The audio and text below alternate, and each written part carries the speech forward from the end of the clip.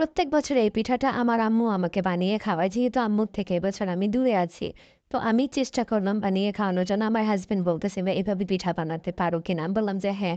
আম্মুকে কলে রেখে আমি পিঠাটা বানানো শিখে নিলাম। চালের গুঁড়ি খামি করে নেওয়ার পর লম্বা, লম্বা লড়ি করে নিয়েছি। তারপর ছোট, ছোট করে এরকম করে কেটে নিয়েছি। অনেকে অনেকভাবে বানায়, ছোট বড় করে।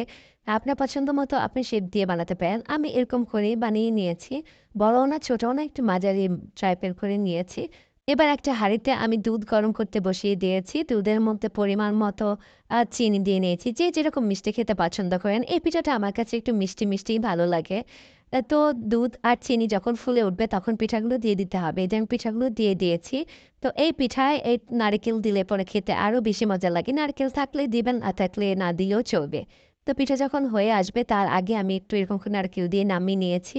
তো এই যে দেখেন পিঠাটা হয়ে গেছে, মাসালা ঠান্ডা হলে একটু আঠালো টাইপ হয়ে যায়। এটা খেতে ভীষণ ভালো লাগে। কে, কে খেয়েছেন এবছর অবশ্যই